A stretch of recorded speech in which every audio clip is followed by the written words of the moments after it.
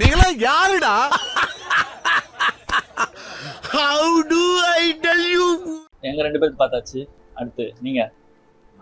ரன்பீர் கபூர் நிறைய feel good movies இருக்கு. என்னோட ஃபேவரட் பாத்தீங்கன்னா தமாஷா. இந்த படம் பார்த்ததுக்கு வந்து இந்தியா செலியோட ப்ரீவியஸ் இன்னொரு ஃபிலிமோகிராஃபில வந்த ஃபிலிம் தான் காரணம். ராக் ஸ்டார்னு சொல்லிட்டு ராக் ஸ்டார்ல வந்து நான் பாட்டெல்லாம் கேட்டுட்டு சரி இந்த படம் பார்ப்போம்னு சொல்லிட்டு பார்த்தேன். ரொம்ப இம்பாக்ட்ஃபுல்லா இருந்துச்சு படம். பார்த்துட்டு சரி ஓகே இந்த டேரக்டர் வேற ஏதாவது ஃபிலிமோகிராஃபில ஏதாவது படம் இருக்கான்னு சொல்லிட்டு தேடும் போது தான் தமாஷா மாட்டுச்சு. என்ன நெட்ஃபிளிக்ஸ் ஓகே நம்ம கிட்ட ஓடிடி இருக்கே சரி பாப்போம் அப்படின்னு சொல்லிட்டு பார்த்தா இப்ப நெட்ஃபிளிக்ஸ்ல இல்ல ஜி5 இப்போ ஓடிடி மாறிடுச்சு. நான் பார்த்தது வந்து 2 இயர்ஸ் முன்னாடி நினைக்கிறேன். ஸோ அப்போ பார்த்த படம் வந்து தமாஷா. பயங்கரம் ஒரு மாதிரி நான் வந்து அந்த ஒரு லெவல் ஆஃப் டைம்ல இருக்கும் தெரியுமா, நம்ம வாழ்க்கையில என்ன பண்றோன்னே தெரியாம இப்பயும் நான் அப்படி இருக்கேன். நான் வந்து ஒரு முடிவு பண்ணிட்டேன் அந்த டைம்ல வந்து இப்ப இல்லைனாலுமே நான் பினான்சியலா ஸ்டேபிள் ஆயிட்டேன்னா ஒரு விஷயம் பண்ணுன்னு சொல்லிட்டு ஒரு ஐடியால அந்த படம் வந்து ஒரு ஐநூறு படம்னே சொல்லலாம். எனக்கு பிடிச்சது இதுதான். நான் ஒருவேளை நான் பினான்சியலா ஸ்டேபிள் ஆயிட்டேன்னா எங்க வீட்டுல கொஞ்சம் எல்லாரும் கொஞ்சம் பினான்சியல் ஸ்டேபிள் பண்ணிட்டேன்னா நான் ஒருவேளை maybe 3 or 4 5 years 6 years 10 years எப்போனாலும் இருக்கலாம். ஆனா இந்த விஷயத்த பண்ணணும்னு சொல்லிட்டு முடிவு பண்ணது இந்த படம் பார்த்துட்டு தான். K activation rights K rights சினிமால வந்து எனக்கு மட்டும் இல்ல ரன்பீர் கபூருக்கே ஐ ஓபன் ஆகும் அந்த படத்துல தான். கொஞ்சம் அந்த சீன்ல தீபிகா படுக்கணும் அந்த அப்புறமா இல்ல அவனே ஒரு பேங்க் வேலையில இருந்துருப்பான். நான் உடனே விட்டுருவான். கொஞ்சம் தெளிவா இருக்கான். ஆமா ஏன்னா அவன் அப்பா நல்லா சொபிஸ்டிகேட்டடா இருக்கான். அவன் கொஞ்சம் இது நல்லா சொல்லல. அது 2 வருஷமோ 5 வருஷமோ 10 வருஷமோ ஆனா அதை நான் கண்டிப்பா பண்ணேன். ஒண்ணும் இல்ல சினிமால வந்து ஒண்ணு ஒரு பிலிம் டைரக்ட் பண்ணும், அட்லீஸ்ட் ரைட்டராவது இருக்கணும். ரைட் பண்ணி ஏதாவது ஒரு கதையாவது எழுதி கதை எழுதணும், டைலாக் எழுதணும், ஸ்கிரீன் பிளேவோ ஏதாவது ஒண்ணு இருக்கணும். அது வந்து சாகிறதுக்குள்ள பண்ணிடணும்னு சொல்லிட்டு ஒரு ஆசை. Full support. எனக்கு இந்த படம் வந்து ரொம்ப ஸ்பெஷலைஸ்டா தெரியறதுக்கு ரீசன் வந்து டைரக்ஷன் தான். வழக்கம் போல இந்தி படம்னாலே ஒண்ணுமே இல்லாத ஒரு கதையை எடுத்துக்கிட்டு மேக்கிங்ல விளையாடுவாங்கல்ல. இதுல வந்து ஸ்டார்டிங்லயே நமக்கு அந்த படத்தை இது வந்து ஒரு சாதாரண ஒரு ஜாய்ஃபுல் மூவி கிடையாதுன்றதுக்கு அந்த ஒரு ஸ்டோரி டெல்லிங்க வச்சு நமக்கு கன்வே பண்ணி அந்த ரோபோட் ஒரு டிராமா ஆரம்பிச்சுட்டு தான் எடுப்பாங்களே அவங்க. அதெல்லாம் ரொம்ப சூப்பரா நமக்கு கனெக்ட் ஆச்சு. இன்னும் இந்த படம் வந்து நான் சும்மா எதாச்சியா பார்க்கல, சொல்லி பாக்குறேன். பார்க்கும்போது இந்த படம் வந்து ஃபீல் குட் மூவின்னு சொல்லிட்டேன். சரி ஃபீல் குட் மூவி படம் ஸ்டார்டிங் இது ஃபீல் குட் மாதிரி தெரியல. ஏன்னா ரொம்ப டெப்தா இருக்கு அந்த ஸ்டோரி டெல்லிங். அவங்க கன்வே பண்ற விதம், அதுல வர ஒரு சின்ன அந்த பேக்ரவுண்ட்ல அந்த ஒரு மந்திரம் மாதிரி இருக்கும்ல சில படத்துலலாம், ஏ பகவான் அந்த மாதிரி. இதுல வந்து அந்த ஸ்டோரியை வந்து பேக்ரவுண்ட்ல நிறைய இடத்துல அந்த டைலாகா மூவ் ஆகும்ல. அந்த ஸ்டோரி டெல்லிங் கதை சொல்றத அவ்வளவு பவர்ஃபுல் மீடியமா இந்த படத்துல நம்ம காட்டுறாங்கல்ல. அது சூப்பரா இருந்தது. சொல்றதே அவ்வளவு அழகா இருக்கும். ரன்பீர் ஒரு வாட்டி அந்த கதை சொல்லும் போதும் என்ன சொல்ல போறான் அப்படின்னு இருக்கும். அவன் 10 ரூபா கொடுத்துட்டு அவர்கிட்ட கதை கேட்பாரு. என்ன கதை எப்படி முடிய போகுது தெரிஞ்ச கதை தான். அவர் சொல்றது சும்மா அந்த ஃபேப்ரிகேட்டட் ஸ்டோரி மாதிரி தான் சொல்றாரு. லங்காவா இருக்கட்டும், கிரீஸா இருக்கட்டும், ரோமியோவா இருக்கட்டும், ஜூலியட்டா இருக்கட்டும், எல்லாமே ஒரே கேரக்டர்ஸ் தான் வேற, இடம் தான் வேற, பட் கதை எல்லாமே ஒண்ணுதான். அதே மாதிரி தான். அது எனக்கு அதிகமா ஃபுல்லா கேட்டிருக்க மாட்டான்ல. எவ்வளவு காசு கொடுக்குறானோ அது வரைக்கும் கேட்டுட்டு திரும்ப வந்துருவோம், திரும்ப போவோம். அந்த வேற கதை சொல்ல ஆரம்பிச்சிருவாரு. கதையோட எண்டிங்ஸ் தெரியாமலே அந்த கதையோட மிட் பாயிண்ட் மட்டுமே கேட்டு வந்து ஒரு பொசிஷன் ஸ்டார்ட் பண்ணிடுவாரு. ராமாயணம் ஸ்டார்ட் பண்ணிட்டு ஒரு இடத்துல முடிச்சிருவாரு. அடுத்த வாட்டி போகும்போது கிரீஸ்ல இருந்து ஆரம்பிப்பாரு, ஜூலியஸ் சீசர் ஆரம்பிச்சிருவாரு.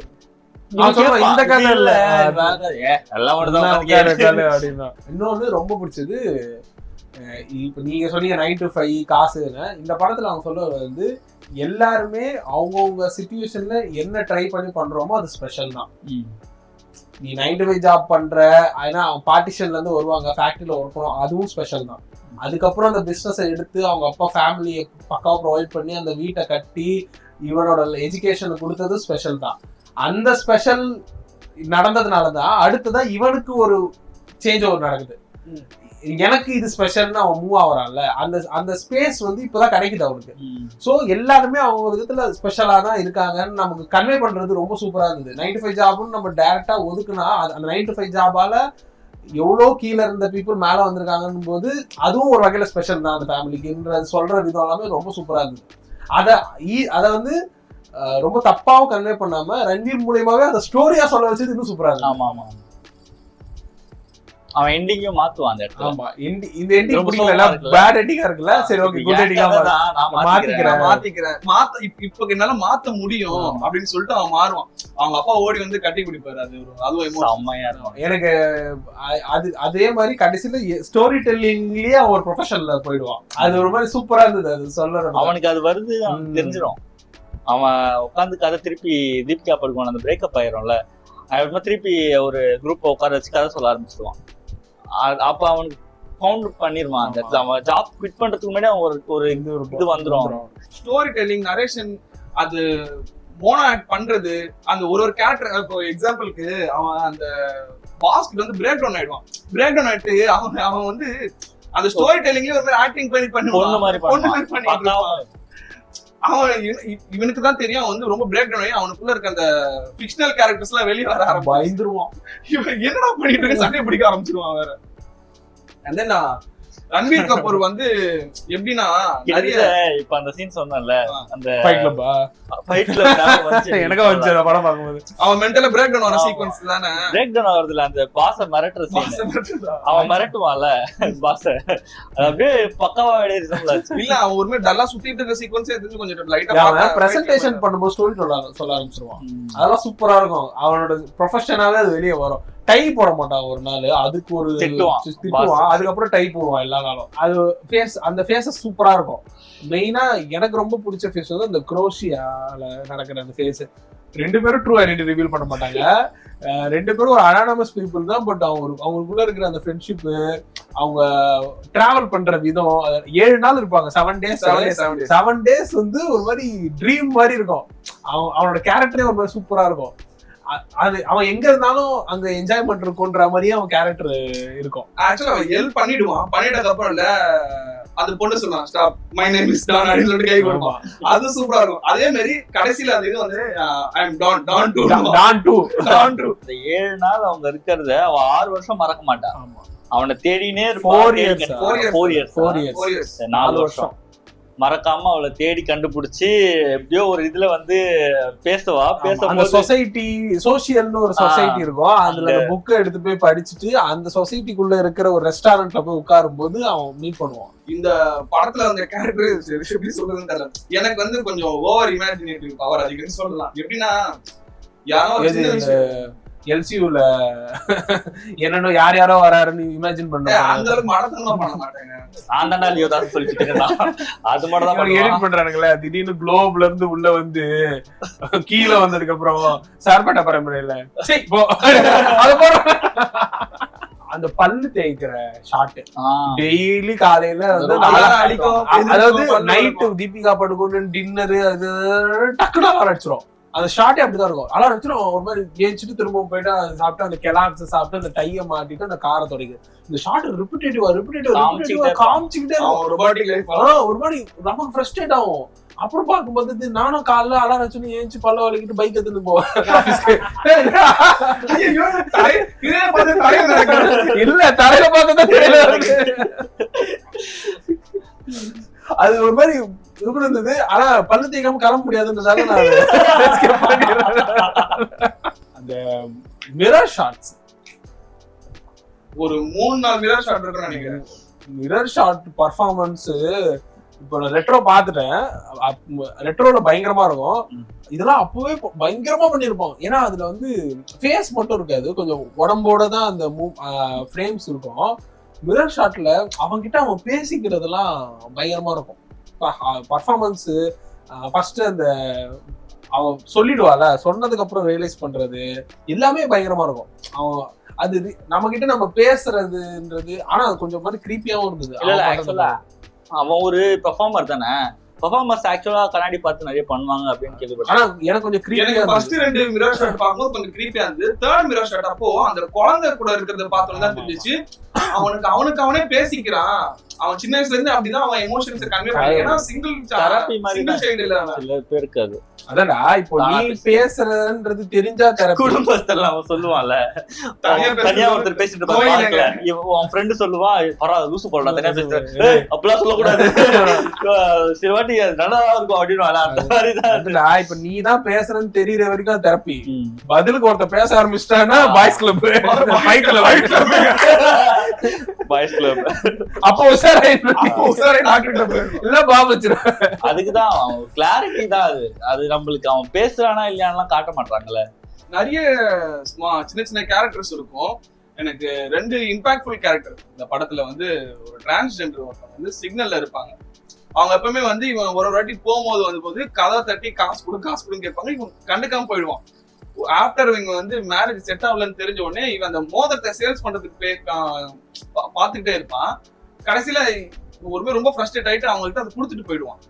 அதுக்கடுத்து அவன் ரியலைஸ் ஆயிட்டு திருப்பி மறுபடியும் ஊருக்கு வருவான். ஆட்டோல வந்துட்டு இருப்பான். அப்ப அவங்க பார்த்துட்டு வந்து அந்த மோதிரத்தை திருப்பி அவன்கிட்ட கொடுப்பாங்க. இந்த மாதிரி யாருமே என்கிட்ட காஸ்ட்லியான பொருள் கொடுத்தது இல்லை, நீ வருவன்ற நாள் வெயிட் பண்ணிட்டு இருந்தேன்னு சொல்லிட்டு அவன்கிட்ட திருப்பி கொடுப்பாங்க. அந்த அவங்க டிரான்ஸ்ஜெண்டர் அக்காவோட கேரக்டர் எனக்கு ரொம்ப பிடிச்சிருக்கும். தென் அந்த ஆட்டோ டிரைவர் யாரா எக்ஸ்பிளைன் பண்றீங்களா? நான் சொல்லு. ஆட்டோ டிரைவரோட கேரக்டர் சொல்லி ஆகணும். அண்ட் தென் அதான் இன்னொரு ஐ ஓப்பனர்னு சொல்லலாம் ரன்பீர் கபூர், வேதோட கேரக்டர்.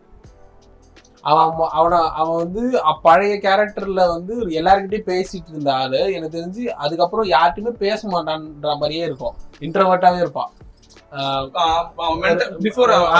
ஆட்டோலாம் போனா ஆட்டோ டிரைவர் கூட பேசுற ஆள் மாதிரி தெரியாது. ஆனா அவன் தீபிகா படுகோன்ட்டு சொல்லி அனுப்பிச்சதுக்கு அப்புறம் அவன் பேசுவான் அவர்கிட்ட. அவர் பாட்டு பாடுவாரு. அப்ப வந்து கண்ணாடி பார்த்துக்கும் உங்க ஆக்ஷன் நல்லா இருக்கு அப்படின்னு சொல்லி ஆரம்பிக்கும் கான்வர்சேஷனு. அதுல இருந்து அப்படியே மூவ்மெண்ட் ஆகி அப்ப சொல்லுவோம், ஓ ஆக்டரா அப்படின்னு. இல்ல சிங்கர் அப்படின்னு. ஓ சிங்கர், அவரு ஒரு பாட்டு பாடுவார் இந்த படத்துல, சூப்பரா இருக்கும். அவரு சொன்னாரு, ஊரை பொறுத்த வரைக்கும் நான் ஒரு auto driver, nobody recognise me, nobody recognise, but எனக்கு நான் வந்து ஒரு நல்ல சிங்கர் அப்படின்னு சொல்லிட்டு சொல்லுவாரு. அதுவும் அவனுக்கு ஒரு one of the eye opener கூட சொல்லலாம். ஜப்பான்ல ஒரு கான்செப்ட் இருக்கு. எப்படின்னா நம்ம எல்லாருக்குமே ஒரு டிஃப்ரெண்ட் ஃபேஸஸ் இருக்கு. ஒரு இடத்துக்கு இப்போ நான் ஆஃபீஸ் போறேன்னா ஒரு ஃபேஸு, ஆஃபீஸ்ல இருக்கும்போது நம்ம ஒரு ஃபேஸ்ல இருப்போம், ஆஃபீஸ்ல இருந்து வர டிராவல் டைமுக்கு ஒரு ஃபேஸ் இருக்கும். அது மாதிரி ஒரு இடத்துக்கும் நமக்கு ஒரு ஃபேஸ் இருக்கும்னு சொல்லுவாங்க. அதுல வந்து அது நல்லபடியா யூஸ் ஆச்சு இவனுக்கு. எப்படின்னா ஒரு ட்ரிப்பு போறான், ட்ரிப்புல தீபிகா படுகோன் பாக்கலாம், அங்க இவனுக்கு ஒரு ஃபேஸ் இருக்கு. அவன் பார்த்துட்டு இதுதான் இவன் நம்பி ரிலேஷன்ஷிப்லயும் ஃபாலோ ஆயிடுறா. எல்லாமே முடிஞ்சுது. 4 இயர்ஸ்க்கு அப்புறம் மீட் பண்ணா இவன் அது இல்லை. அவளுக்கு புரியவே புரியாது. ஃபர்ஸ்ட் ஆஃப் ஆல் அவ லிட்டரலா அந்த ஃபர்ஸ்ட் டேட் நைட் அப்போ கேப்பா, அந்த இவன் வந்து அந்த வாட்ச் கழட்டி ஓகே தானா, ஒன்னும் பிரச்சனை இல்லை, ஓகே தானா அப்படின்னு. அவளுக்கு அவன் தான் இவனான்ற மல்டிபிள் பர்சனல் டிசார்டர். அப்போ ரொம்ப வைல்டா இருப்பான், ப்ரிடிக்டே பண்ண முடியாது. அவன் சொல்லுவான், நீ மலை கூட எல்லாம் பேசுவே, நீ தண்ணி வந்து ஓடையில குடிப்பான் தலைய விட்டு இவ்வளவு நீ. ஏன்னா அப்போ இப்ப எப்படி இருக்குன்னா, excuse me can I get water பாட்டில்னு சொல்லிட்டு கிளாஸ் வந்து குடிக்கிறாரு. ஸ்ட்ரைட்டா பாட்டில் குடிக்கிற கேரக்டர் கூட கிடையாது. அப்படிப்பட்ட கேரக்டர் இப்படி நான் உன்னை இப்படிதான் பார்த்தேன், ஐ லவ் தட் பர்சன், நீ அந்த ஆள் கிடையாதுன்னு சொல்லிட்டு அவன் என்ன சொல்லுவானா, இந்த லைஃப் வந்து எனக்கே இருக்குடா, எதுக்கு நீ எதுக்கு எனக்கு அப்படின்னு கேட்பான் அவன்கிட்ட. ஆனா திருப்பி அவன் பிரேக் டவுன் போட்டு டான் 2ன்னு போவான்ல, அப்போ அவ ஒரு பெர்ஃபார்ம் பண்ணுவா. 2 பேரும் ரொம்ப சூப்பரா இருக்கும். அந்த அப்படியே நடந்து போயிட்டே இருக்கும்போது படம் முடிச்சிருவாங்க. ஜப்பான்ல இருப்பா, ஜாப்பனீஸ் ஸ்லாங்ல ஹிந்தி பேசுவாங்க, சூப்பரா இருக்கும். அங்க இருந்து போய் க்ளோஸ் ஆனதுக்கு அப்புறம் தான் அந்த டிராமாக்கு வந்துருவாங்க. அது ஸ்டார்டிங்ல இருந்து காமிச்ச டிராமா. அவங்களோட ரெண்டு பேரோட கிரேசினஸ் போர்ஷனே சூப்பரா இருக்கும். நீ ஸ்டார்டிங்ல பார்த்தா ரொம்ப 2 பேரும் கிரேசி நடந்துப்பாங்க, எண்டிங்ல இருக்கும் அந்த மேட்ச் வைப்னு சொல்லுவாங்கல்ல, அவங்க கெமிஸ்ட்ரியா 2 பேரோட கெமிஸ்ட்ரி படத்துல ரொம்ப சூப்பரா இருக்கும். அந்த ஃபேஸ் அவ பாத்துறா, அவ பாத்துட்டு நம்பிடுறா. அதுக்கப்புறம் எப்பவுமே நம்மள எந்த கண்ட்ரோல்லயுமே வைக்கலன்னா நமக்கு ஒரு ஃபேஸ் இருக்கும்ல, மோஸ்டா அதுதான் ரியலா வெளில வரும். கண்ட்ரோல்ல இருக்கும்போது நம்ம இங்க இதுதான் காட்டணும்னு இருப்போம்ல, இதுல வந்து அவன் கண்ட்ரோலே இல்லாத போது ஒரு ஃபேஸ் காட்டினால அதுதான் அவன் ரியலைஸே பண்ணல, அவன் பண்ணிட்டான், இதுதான் இவன்றத ரியலைஸ் பண்ணிட்டான்.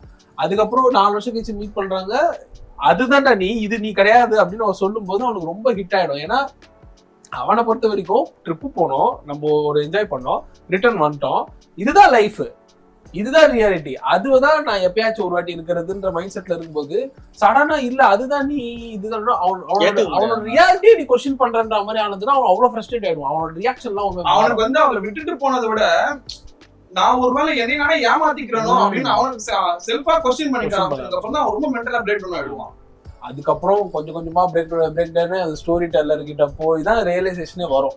அந்த ஸ்டோரி டெல்லர் கிட்ட போயிட்டு என் கதைக்கு ஒரு முடிவு சொல்லுங்க, கதைக்கு நீதான் முடிவு சொல்லணும்னு சொல்லிட்டு அவங்க அப்பா கிட்ட போயிட்டு அப்பதான் அந்த போர்ஷன் பேர் தான் டான் ரிட்டர்ன்ஸ் சொல்லிட்டு ஒரு இது அனிமேட்டட் போர்ஷன் வரும். அப்புறம் போயிட்டு அவங்க அப்பா கிட்ட நரேஷன் சொல்லுவான், போலீஸ் கூப்பிட்டு திருட்டு பையன் அவன் காசு வச்சுட்டு போவான். சோ உங்களுக்கு எது ரொம்ப ரிலேட்டபிளா இருந்துச்சு? வேத் வந்து குரோஷியால முன்னாடி இருந்ததா இல்ல குரோஷியாக்கு அப்புறம் வந்து இருந்த வேத் ரொம்ப ரிலேட்டபிளா இருந்ததா? அது எப்படி இருக்குன்னு தெரியாது முன்னாடி இருந்தது. சோ குரோஷியாக்கு அப்புறம் வந்த ஒரு வேத் தான் நான் எனக்கு தெரிஞ்சு கனெக்ட் ஆகுது. எல்லாருக்குமே கனெக்ட் ஆகுறது அந்த ஒரு வேதா தான் இருப்பாரு. எனக்கு மேபி அந்த வேதா இருக்கலாம், நம்ம வேணா ஆசைப்படலாம். மென்டலி ப்ராப்ளம் இருக்கு, மென்டலி ப்ராப்ளம்.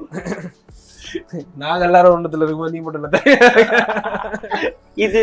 இதுதான் பிரச்சனை. நான் எனக்கு தெரியல, எனக்கு நான் சொபிஸ்டிகேட்டடா இருக்கேன்னு நினைச்சுக்கலாம். எனக்கு 5 to 9 ஜாப் இல்ல, 5 to 9 காலைல 5 மணில இருந்து காலைல 9 வரைக்கும் ஜாப், 9 to 5 ஜாப். அதனால எனக்கு தெரியாம இருக்காடா, mind blowing job, mind blow job. எனக்கு வந்து பிஃபோர் தான் கனெக்ட் ஆச்சு. எனக்கு அதுவே ரொம்ப ஆஃப்டர் வந்து எனக்கு பயமா இருந்தது, கனெக்ட் ஆகல. இல்ல எங்களுக்கு அதுதான் பயம். எங்களுக்கு இது கரெக்டா இருக்கு. ஏன் பயம்? காலைல எழுந்தோமா, பல்லு தேய்ச்சோமா, கெலாக் சாப்பிட்டோமா, ஆபீஸ் போனோமா, வீட்டுக்கு. எனக்கு அது பயமா இருந்தது. சூப்பரா இருக்கும். திங்கக்கிழமை காலையில ஒரு பேட்டில் ஒண்ணு போடு. இவனுங்க எல்லாம் என்னடா பேட்டில் போடுறானே, பெட்ல இருந்து எழுந்து நான் ஒரு பேட்டில் போடுவேன். இன்னைக்கு போவோமா வேணாமா? அந்த இது எனக்கு இருக்காது சொல்றேன். இந்த சர்வஸ் வீடியோ ஒண்ணு வரும்ல, தலைக்குள்ள 10 சர்வஸ் என்ன இது நம்ம என் மண்டையில 10 பேர் பேசிட்டு போறாங்க. இது எல்லாத்தையும் கடைசி டிசிஷன் நான் கிளம்பதான் போறேன். நாங்க ஒரு பேட்டில் ஒண்ணு பண்ணுவேன். எனக்கு ஆஃப்டர் குரோஷியா தான் ரிலேட்டபிளா இருந்தது. எதனாலனா சோ ஆல்ரெடி சொன்ன மாதிரி நம்ம இது ஸ்டக் ஆயிட்டோம். பட் எனக்கு அந்த பிஃபோர் குரோஷியா எக்ஸ்பீரியன்ஸ் பண்ணணும்னு சொல்லிட்டு ஆசை. பிஃபோர் குரோஷியா வந்து ஒரு சில ட்ரிப்ல தான் எனக்கு அது வந்திருக்கு. ட்ரிப்ல வந்து ரொம்ப பயங்கர, அந்த ட்ரிப் முடியும் போது ஒரு வெக்ஸ் ஆயிடும்ல, அந்த வெக்ஸ்லயே நான் அதுல இருந்து வெளியே வந்துடுவேன். அது கிடையாது ரியாலிட்டி. இப்ப போனோடனே திங்கக்கிழமை ஆபீஸ் மிஞ்சி மிஞ்சி போனா அதிகபட்சம் போல வெள்ளிக்கிழமை வெளியே போடாம திங்க வெளியே போட செவ்வாய்க்கிழமை போயிரு. அது இந்த படத்துல ரொம்ப லாஸ்ட் வந்து ரொம்ப உங்களுக்கு ரொம்ப அஃபெக்ட் ஆன ஒரு சீன், நீங்க பிரேக் ஆன சீன். பிரேக்கா? எனக்கு வந்து அந்த டேபிள்ல அந்த அகர் தும் சாத், அதுவும் பாட்டு வேற ரகுமான்ஜி விளையாடிட்டாரா. அது விஷுவலாவும் வந்து ரொம்ப விஷுவலாவும் ரொம்ப சூப்பரா காமிச்சிட்டாங்க. ஹார்ட் மெல்டிங் சீன் தான் எனக்கு ரொம்ப பிரேக் ஆச்சு. ஆமா, எனக்கும் அதுதான் நினைக்கிறேன் மோஸ்ட்லி. அதுக்கப்புறம் அப்பா கிட்ட பேசி முடிக்க அப்புறம் ரெண்டு கட்டி பிடிச்சி அது ரெண்டு எமோஷனல் சீன். அண்ட் தென் ஒரு மாதிரி ஹார்ட் வார்மிங்கா இருந்த சீன் வந்து கிளைமேக்ஸ் சீன். ரன்பீர் கபூர் வந்து தீபிகா படுகோன் பாத்துட்டு சொல்லிட்டு கும்பிடுற சீன் வந்து அப்படியே தவணதுக்குனே போயிட்டு அவளுக்கு கிஸ் கொடுக்குறது. அவனை ஃபர்ஸ்ட் ஐடென்டிஃபை பண்ணது அவதான். நான் யாரு எனக்கு காமிச்சதுக்கு ரொம்ப தேங்க்ஸ்ன்ற மாதிரி ஒரு தேங்க்யூட்டா இருக்கும் அந்த சீன். மூவியே கிட்டத்தட்ட அதுதான், டிஸ்கவர் ஹிம்செல்ஃப் அந்த மாதிரி. சோ எனக்கு தெரிஞ்சு இப்ப பார்த்த 3 படங்கள்ல 2 படம் வந்து நம்மள டிஸ்கவர் பண்றதா முதல் ப்ரையாரிட்டின்றத சொல்லிட்டு கீ பாயிண்டா வச்ச படங்கள் நினைக்கிறேன். ஸோ இந்த மாதிரி வேற ஏதாவது படங்கள் இருந்ததுன்னா கமெண்ட்ஸ்ல மென்ஷன் பண்ணுங்க. Until then, bye bye.